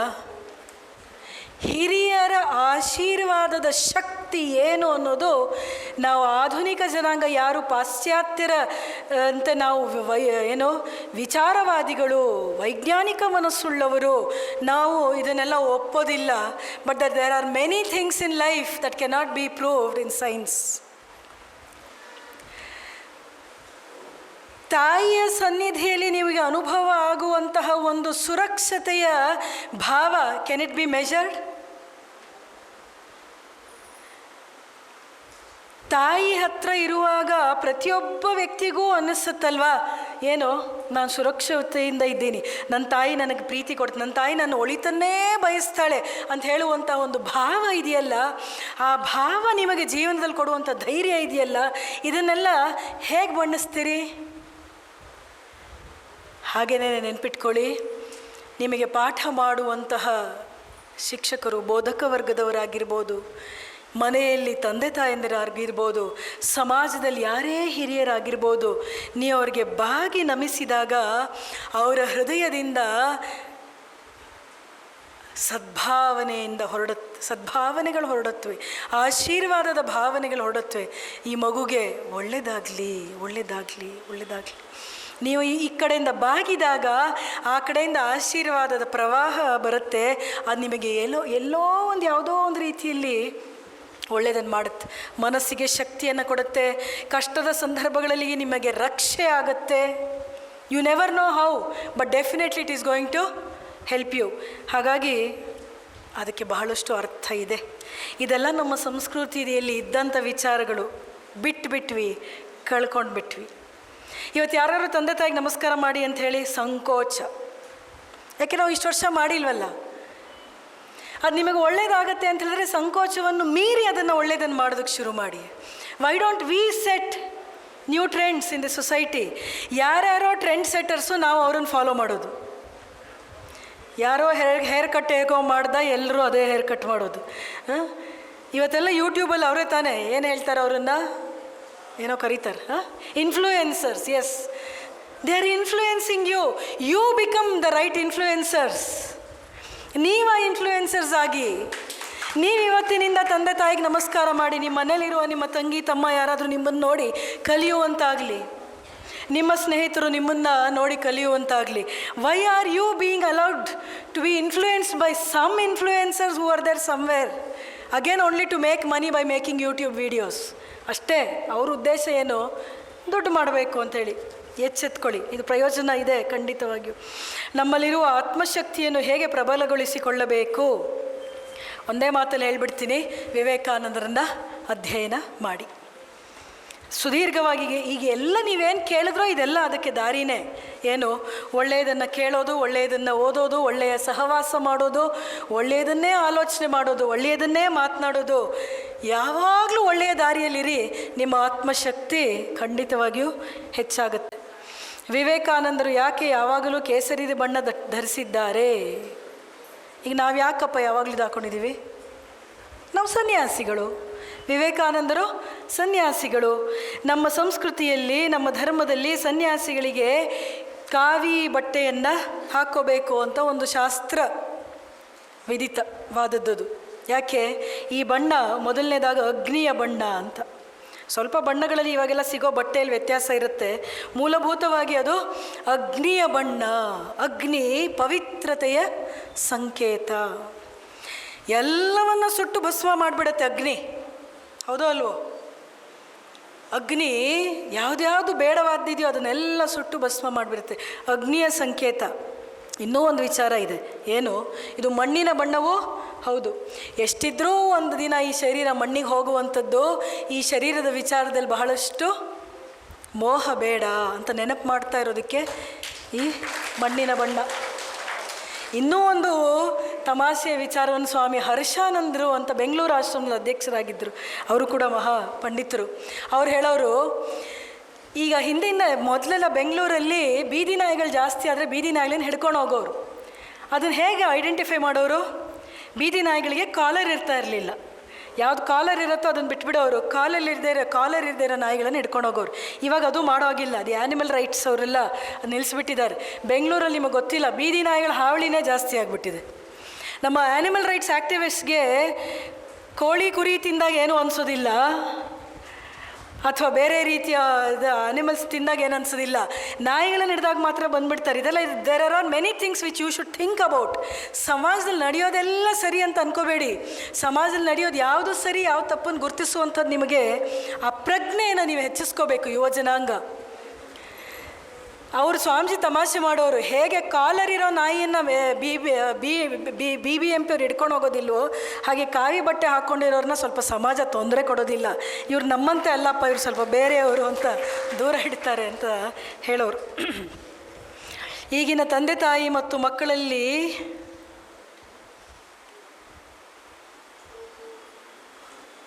ಹೆಂಗೆ ಇರಬೇಕು? ಯುವತಿಯರಲ್ಲಿ ಹಿಂದುತ್ವದ ಬಗ್ಗೆ ತಿಳಿಸಿ, ಹೇಗೆ ಹೆಚ್ಚಿಸಬೇಕು ಅಂತಿರಬೇಕು. ಈಗಿನ ತಂದೆ ತಾಯಿ ಮತ್ತು ಮಕ್ಕಳಲ್ಲಿ ಹಾಗೂ ಯುವತಿಯರಲ್ಲಿ ಹಿಂದುತ್ವದ ಬಗ್ಗೆ ತಿಳಿಸಿ. ದಯವಿಟ್ಟು it's a very very vast subject. ಬಹುಶಃ ಮುಂದಿನ ಕಾರ್ಯಕ್ರಮ ಮಾಡೋದಕ್ಕೆ ಅವರೆಲ್ಲ ನೀವು ಚೆನ್ನಾಗಿ ಇಷ್ಟಪಡ್ತೀರಿ ಆ ಒಂದು ನೃತ್ಯ ರೂಪಕಗಳನ್ನು. 2 ಇದೇ ಕೊನೆ ಪ್ರಶ್ನೆ ಅಲ್ವಾ? ಸಾಕು. ಒಂದು 3-4 ಶಬ್ದಗಳಲ್ಲಿ ಹೇಳ್ತೀನಿ ಹಿಂದುತ್ವ ಅಂದರೆ ಏನು ಅಂತ. ಹಿಂದುತ್ವ, ಹಿಂದೂಯಿಸಮ್, ಹಿಂದೂ ಧರ್ಮ, ಸನಾತನ ಧರ್ಮ, ಯಾವ ಶಬ್ದ ಆದರೂ ಆಗಿರಲಿ, ಈ ಶಬ್ದಗಳ ಮೇಲೆ ಇವತ್ತು ರಾಜಕೀಯ ಮಾಡ್ತಾ ಇದ್ದಾರೆ. ಆದರೆ ನೀವು ದಯವಿಟ್ಟು ಕನ್ಫ್ಯೂಸ್ ಆಗಬೇಡಿ. ಶಬ್ದ ಹಿಡ್ಕೊಂಡು ಇವತ್ತು ರಾಜಕೀಯ ಮಾಡ್ತಾ ಇದ್ದಾರೆ ಜನ. ಧರ್ಮ ಬಿಟ್ಬಿಟ್ರು, ಧರ್ಮದ ಮೂಲ ತತ್ವಗಳನ್ನು ಬಿಟ್ಬಿಟ್ರು, ಶಬ್ದ ಇಟ್ಕೊಂಡು ಹೊಡೆದಾಡ್ತಾ ಇದ್ದಾರೆ. ಅರ್ಥಹೀನವಾದಂಥ ವಿಚಾರ ಇದು. ಆದರೆ ಸನಾತನ ಧರ್ಮ ಅಥವಾ ಹಿಂದೂ ಧರ್ಮ ಯಾವುದು ಗೊತ್ತಾ? ಯಾವುದನ್ನು ಸ್ವಾಮಿ ವಿವೇಕಾನಂದರು the mother of all religions ಅಂತ ಅಮೇರಿಕದಲ್ಲಿ ಕರೆದ್ರು. ಅದು ಎಲ್ಲ ಧರ್ಮಗಳಿಗೂ ತಾಯಿ ಸ್ಥಾನದಲ್ಲಿ ನಿಲ್ಲುವಂಥ ಧರ್ಮ ಅಂತ ಹೇಳಿದ್ರು. ಜಗತ್ತಿನಲ್ಲಿ ಯಾವುದಾದ್ರೂ ಒಂದು ಧರ್ಮ ಯೂನಿವರ್ಸಲ್ ರಿಲಿಜನ್, ಸಾರ್ವತ್ರಿಕ ಧರ್ಮ ಅಂತ ಕರೆಸ್ಕೊಳ್ಳೋದಕ್ಕೆ ಯಾವುದಾದ್ರೂ ಧರ್ಮಕ್ಕೆ ಶಕ್ತಿ ಇದೆ ಆದರೆ ಅದು ಹಿಂದೂ ಧರ್ಮಕ್ಕೆ. ಯಾಕೆ? ಜಗತ್ತಿನ ಎಲ್ಲ ಧರ್ಮಗಳಲ್ಲಿ ಬಂದಿರುವಂತಹ ಎಲ್ಲ ಕಲ್ಪನೆಗಳೂ ನಮ್ಮ ಹಿಂದೂ ಧರ್ಮದ ತೆಕ್ಕೆಯೊಳಗೆ ಇದೆ. It is so vast, it is so immense. Islam ಧರ್ಮದಲ್ಲಿ ದೇವರಿಗೆ ನಾವು ರೂಪ ಇಲ್ಲದೆ ಪೂಜೆ ಮಾಡ್ತೀವಿ. ನಮ್ಮ ಉಪನಿಷತ್ತು ಪರಬ್ರಹ್ಮನನ್ನು ನಿರಾಕಾರ ಅಂತ ಕರೀತು. ಕ್ರಿಶ್ಚಿಯನ್ ಧರ್ಮದಲ್ಲಿ ನಾವು ದೇವರನ್ನು ಭಕ್ತಿಯಿಂದ ಬಳಿ ಸಾರ್ತೀವಿ. ಭಕ್ತಿ ನಮ್ಮಲ್ಲಿಲ್ವೇನು? ಪಾರ್ಸಿಗಳು ಅಗ್ನಿ ರೂಪದಲ್ಲಿ ದೇವರನ್ನು ಪೂಜೆ ಮಾಡ್ತೀವಿ ಅಂದರು. ನಮ್ಮಲ್ಲಿ ಆ ಕಲ್ಪನೆ ಇಲ್ವೇನು? ಬೌದ್ಧ ಧರ್ಮ ಧ್ಯಾನದ ಮೂಲಕನೇ ಗುರಿ ತಲುಪ್ತೀವಿ ಅಂತ ಹೇಳಿದ್ರು. ಧ್ಯಾನದ ಕಲ್ಪನೆ ಹಿಂದೂ ಧರ್ಮದಲ್ಲಿ ಇಲ್ವೇನು? Take any religion which is already existing on this earth. Take any religion which may come later in this earth. ಮುಂದೆ ಬರಬಹುದಾದಂಥ ಧರ್ಮದ ಕಲ್ಪನೆಗಳೆಲ್ಲವೂ ಹಿಂದೂ ಧರ್ಮದಲ್ಲಿ ಸೇರಿಕೊಂಡಿದೆ. ಇಂಥ ಧರ್ಮಕ್ಕೆ ಸೇರಿದಂಥವ್ರು ನಾವು ಇವತ್ತು ಶೋಚನೀಯವಾದ ಪರಿಸ್ಥಿತಿ ಎಲ್ಲಿ ಅಂದರೆ, ಈ ಧರ್ಮದೊಳಗೆ ಒಡಕನ್ನು ಉಂಟು ಮಾಡ್ತಾ ಇದ್ದಾರೆ. ಆ ಒಡಕನ್ನು ಒಪ್ಪಿಕೊಂಡು ಆ ಭೇದವನ್ನು ಉಂಟು ಮಾಡ್ತಾ ಇರೋ ಜನರ ದಾರಿಯಲ್ಲಿ ಹೋಗ್ತಾ ಇರುವಂಥವ್ರು. ನೀವು ಮುಂದೆ ಎಂದೂ ಈ ತಪ್ಪನ್ನು ಮಾಡಬೇಡಿ ಮಕ್ಕಳೇ. ಹಿಂದೂಗಳು ನಾವೆಲ್ಲ ಒಂದು ಅನ್ನೋದನ್ನು ಬಿಟ್ಬಿಟ್ಟು ಒಳಗೆ ಬೇರೆ ಬೇರೆ ಬೇರೆ ಬೇರೆ ಬೇರೆ ಬೇರೆ ಬೇರೆ ನಾವು ಅಂತ ಹೇಳೋದನ್ನು ಹೆಚ್ಚಿಸ್ತಾ ಇದ್ದಾರಲ್ಲ. ಬಡ್ಜೆಟ್ ಮಾಡುವ ಕಮಿಟಿಯಲ್ಲಿ ಧರ್ಮ ನೋಡಬೇಕಾ, ಅವನ ಬುದ್ಧಿವಂತಿಕೆ, ಅವನ ಎಕನಾಮಿಕ್ ಇಂಟೆಲಿಜೆನ್ಸ್ ನೋಡಬೇಕಾ, ಅಥವಾ ಬಡ್ಜೆಟ್ ಮಾಡುವವನ ಜಾತಿ ಧರ್ಮ ನೋಡಬೇಕಾ? ಆಲೋಚನೆ ಮಾಡಿ ನೋಡಿ ಎಲ್ಲಿ ಏನು ಇದು ಯಾರಾದರೂ ಮುಂದೆ ನಿಮಗೆ ಆ ರೀತಿಯಲ್ಲಿ ನಿಮಗೆ ಮಿಸ್ಗೈಡ್ ಮಾಡಿದ್ರೆ, please don't be misguided. Our identity is we are Hindus. Even if you are following a different faith, I am telling you, ಇಲ್ಲಿ ಯಾರೋ ಕ್ರಿಶ್ಚಿಯನ್ ಮುಸ್ಲಿಂ ಮಕ್ಕಳಿದ್ರೂ ಹೇಳ್ತಾ ಇದ್ದೀನಿ, please don't feel wrong if you say you are a Hindu, because a Hindu accepts you as a part of their religion. Swamiji ಅಮೇರಿಕದಲ್ಲಿ ಹೇಳಿದ್ರು, ನಾನು ಯಾವ ದೇಶದಿಂದ ಬಂದಿದ್ದೀನಿ ಅಂತ ಹೇಳಿದ್ರೆ, ಯಾವ ದೇಶ ಝೊರಾಸ್ಟ್ರಿಯನ್ ಪಾರ್ಸಿಗಳಿಗೆ ಅಲ್ಲಿದ್ದವರೆಲ್ಲ ಓಡಿಸಿದ್ರು, ನಮ್ಮ ದೇಶ ಅವರಿಗೆ ಆಶ್ರಯವನ್ನು ಕೊಡ್ತು. ಜ್ಯೂಸ್ಗಳಿಗೆ ಎಲ್ಲ ಕಡೆ ಸಮಸ್ಯೆ ಕೊಟ್ಟರು. ಹಿಟ್ಲರ್ ಏನು ಮಾಡಿದ್ದು, ಯಾರನ್ನ ಟಾರ್ಗೆಟ್ ಮಾಡಿದ್ದು? ಜ್ಯೂಸ್. ಜರ್ಮನಿಯಲ್ಲಿ ಸೆಕೆಂಡ್ ವರ್ಲ್ಡ್ ವಾರ್ ಎಲ್ಲ ಆಯಿತು. ಆ ಜ್ಯೂಸ್ಗೆ ಆಶ್ರಯ ಕೊಟ್ಟಂಥ ದೇಶ ಯಾವುದು? ಭಾರತ. ಇನ್ನೂ ಇಸ್ಲಾಂ ರಾಜ್ಯಗಳಲ್ಲಿ ಮಾಸ್ಕ್ಗಳು ಇನ್ನೂ ಹೊಸದಾಗಿ ಕಟ್ಟಲ್ಪಡ್ತಾ ಇದ್ದು, ಅದಾಗಲೇ ಭಾರತದಲ್ಲಿ ಕೊಚ್ಚಿ ಅನಿಸುತ್ತೆ, ಅಲ್ಲಿ ಒಂದು ಮಾಸ್ಕ್ ಕಟ್ಟಿ ಆಗೋಗಿತ್ತು. ಅಂಥ ದೇಶಕ್ಕೆ ಸೇರಿದವರು, ಅಂಥ ವಿಶಾಲವಾದ ಧರ್ಮ ನಮ್ಮದು ಅನ್ನೋದನ್ನು ದಯವಿಟ್ಟು ಮರಿಬೇಡಿ. Never feel ashamed to wear your religion on your badge. ಹೆಣ್ಮಕ್ಳು ಕುಂಕುಮ ಇಟ್ಕೊಳ್ಳೋದಕ್ಕೆ ಸಂಕೋಚ ಪಟ್ಕೊಳ್ತಾರೆ, ಬಳೆ ಹಾಕ್ಕೊಳ್ಳೋದಕ್ಕೆ ಸಂಕೋಚ ಪಟ್ಕೊಳ್ತಾರೆ. ಇದೇನೋ we are considering our selves modern. ವಿವೇಕಾನಂದರು ನಿವೇದಿತೆಗೆ ಹೇಳಿದಂಥ ಕೊನೆ ಮಾತೇ ನನ್ನ ಕೊನೆ ಮಾತು. Anything that comes from India, Margaret, ಅವಳ ಹಿಂದಿನ ಹೆಸರು Margaret, accept it without questioning. Anything that comes from the west, question it and then accept it ಅಂತ ಹೇಳಿದ್ರು ವಿವೇಕಾನಂದ. ಇಷ್ಟು ಸಾಕು. ಈ ದೇಶ, ಈ ಧರ್ಮ, ಈ ಸಂಸ್ಕೃತಿ, ಈ ಪರಂಪರೆ ಎಷ್ಟು ಶ್ರೇಷ್ಠವಾದದ್ದು, ಎಷ್ಟು ಹಿರಿದಾದದ್ದು, ಮನುಕುಲಕ್ಕೆ ಎಷ್ಟು ಒಳ್ಳೆಯದನ್ನು ಮಾಡಬಲ್ಲದು ಅನ್ನೋದಕ್ಕೆ ವಿವೇಕಾನಂದರ ಈ ಒಂದು ಮಾತು ಸಾಕು. ವಿವೇಕಾನಂದರ ಮತ್ತೊಂದು ಮಾತು, if the world should live, India should live. If India dies, the world will die ಅಂತ ಹೇಳಿದ್ರು. ಯೋಚನೆ ಮಾಡಿ. ಈ ವಾಕ್ಯದ ಆಳ ಅಗಲಗಳ ಬಗ್ಗೆ ನೀವು ಮುಂದೆ ಆಲೋಚನೆ ಮಾಡ್ಕೊಳ್ಳಿ. ಈ ಕಾರ್ಯಕ್ರಮವನ್ನು ಆಯೋಜನೆ ಮಾಡಿದಂತಹ ರೋಟರಿ ಕ್ಲಬ್ ಎಲ್ಲ ಸದಸ್ಯರಿಗೆ, ಶಾರದಾಶ್ರಮದ ಮಾತಾಜಿಯವರಿಗೆ, ಸಹಕರಿಸಿದಂಥ ಎಲ್ಲ ಭಕ್ತವೃಂದಕ್ಕೆ, ಕಾಲೇಜ್ಗಳ ಎಲ್ಲ ಮ್ಯಾನೇಜ್ಮೆಂಟ್ಸು, ಗೌರವಾನ್ವಿತ ಪ್ರಾಧ್ಯಾಪಕ ವರ್ಗ ಎಲ್ಲರಿಗೂ ಕೂಡ ನಾನು ವಂದನೆಗಳನ್ನು ಸಲ್ಲಿಸಿ ಮುಗಿಸ್ತೇನೆ. ನಿಮ್ಮೆಲ್ಲರಿಗೂ ಶುಭವಾಗಲಿ. ಜಯರಾಮಕೃಷ್ಣ.